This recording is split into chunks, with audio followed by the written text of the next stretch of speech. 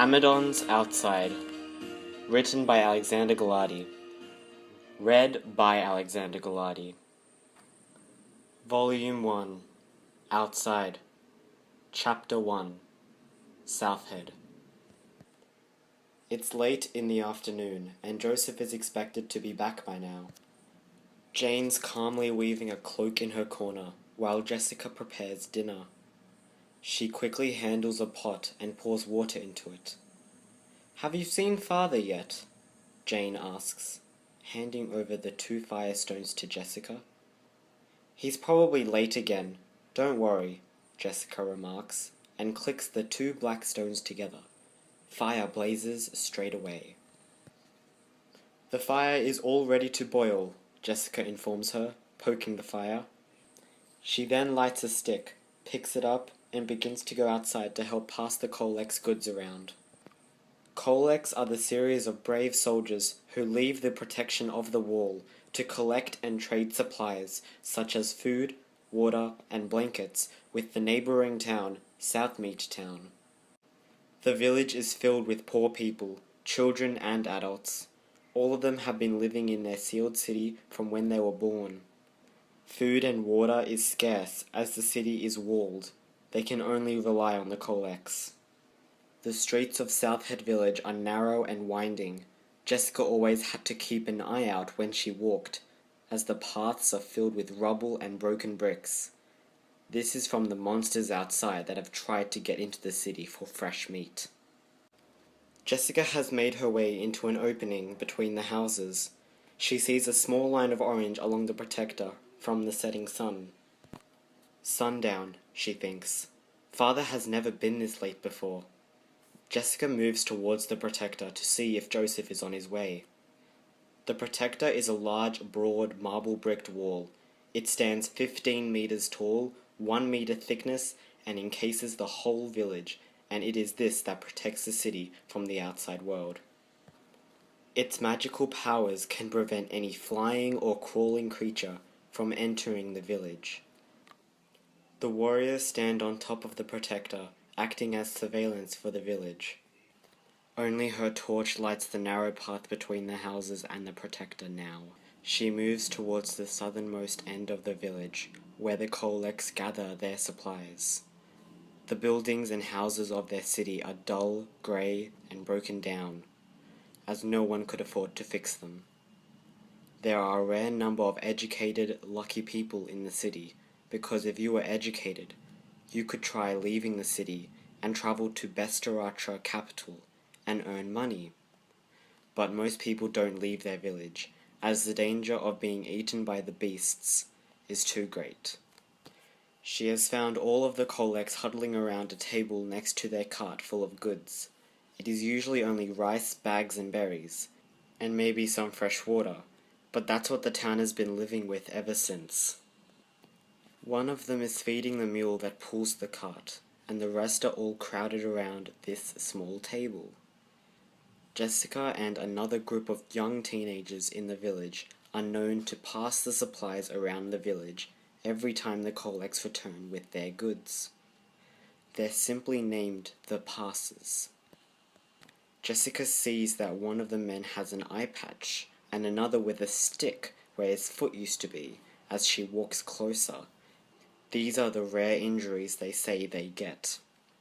With only her flickering torch, she walks nearer into the courtyard, where the crowd huddled around the table. "Where did you earn this, Windal?" one of the Colex jeers, while Jessica puts out her flame and walks into the crowd. "It's sure a piece of fine ware, Joseph," says another. Jessica spots the other passers already collecting their supplies to pass out. She goes around looking through the few spaces in between the Colex's arms, seeing what they're all looking at. She finally nudges her way through the crowd of Colex to find them all staring at what seems to be a drawing on a large piece of parchment. Jessica finds her father, Joseph Windal, standing the closest to the drawing. He has brown hair and brown eyes, like her. "Jessica!" he calls, pointing her out of the small crowd. "You want to see something interesting?" Jessica moves up to the small table. She sees the drawing, not knowing what it is. There on the table is a slightly large parchment with lines and words on it. Most of the words are small, but only one catches Jessica's eye. Forange. All she understood on the page is the word forange. What is it? Jessica asks, looking at the paper, confused. The other collects seem to laugh quietly at the question. Why, this is the one and only place where we live, one of the collects laugh. The Amadon world isn't a small place, you know. 7 regions, and one we live in is forange. Joseph nods to Jessica as well as other collects. Is it ours? Jessica asks inquisitively. Yes, Joseph answers quickly, and it will help us, and you as well. Joseph packs up the map and stuffs it carefully in his bag with the berries. Jessica moves to the cart and starts unloading the goods to the other families. Jessica finishes passing out supplies to the other families and makes her way back home. She returns home with her bag full of rice and some more bundles of wool and thread. Dear, you've returned! Jane bursts out happily. She seems to be so happy about Jessica's return. Jessica does this every day, and her mother suddenly is glad to see her. Jessica knows something must have happened and she has missed it.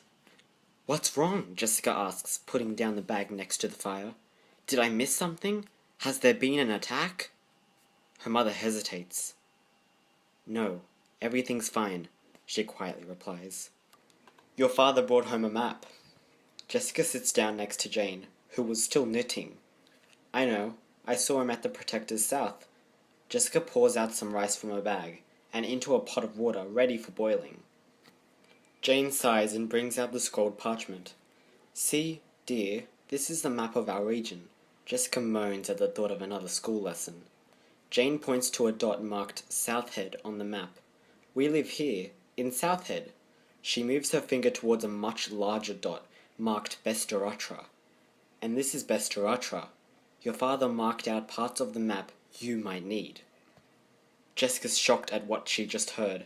She knows that her mother is thinking of sending her to Bestaratra for a better future. No, Mother, I'm not going over there. Out there, Jessica denies softly. I'm not old enough. Am I? Jane moves closer and pulls Jessica close to her newly made cloak. See this? Jane pulled the cloak close to Jessica's face. This was made for your journey. When your father finally came home with a map and more berries than usual, I knew he wanted you to leave soon. Jessica grabs the cloak. The cloth is smooth and shows a dark crimson color. But I'm not ready yet, Jessica cries. You know that. I just know how to read and write, and I know nothing of the outside world. Jessica continues hugging the cloak. Honey, by the time you're my age, this town won't be anything but a pile of stone. You need a better future. But what about, I know you're scared and frightened about leaving your home, but your father knew this, so he prepared for it, and so you are leaving, but not alone. She gives another sigh and stirs the rice on the fire as Jessica settles down. You go and sleep now. I'll wake you when the rice is ready. Jane shuffles back into her corner and continues weaving. Jessica walks into the bedroom, a bit startled by the news, and lies down on Jane's soft bed sheets, then goes to sleep. She's thinking of a million questions she wants answered. Who's coming with her? When is she leaving? Does she have a choice? What's outside?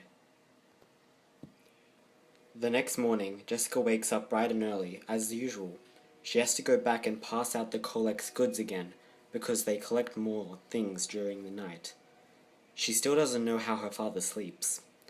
She makes her way through the streets to the southern courtyard, where the cart usually waits, but this time it isn't there. Jessica sits on the step of a broken fountain, which of course didn't work anymore, thinking about the collects not returning at the usual time, as if they are late again. Jessica looks around at the small, rugged houses and hears a sudden roar. It's a high screech sound that Jessica hasn't heard before. She looks at the protector, but all she sees is the bright yellow shine along it from the morning sun. With shock, Jessica hears a continuous ringing bell. The warriors are ringing the warning bell. With a start, Jessica sprints towards the tallest house and begins to climb to the top of one of them. She wants to see what's coming this way. She shovels up the strong house with the help of dead vines along its wall. She turns to see what is above the protector. She spots through the blinding morning sunlight a dark, shadowy figure. As soon as she blinks a couple times to adjust with the sun's light, she sees what she's looking at. A yippy. Jessica's blood chills as she's heard stories about these savage, meat-eating birds. These huge, sharp-beaked birds eat whatever is in their view. The yippy's amazing sight can spot its prey from meters away, a small worm on the ground even if it's kilometers away, and Jessica knows this. The yippy has already seen her.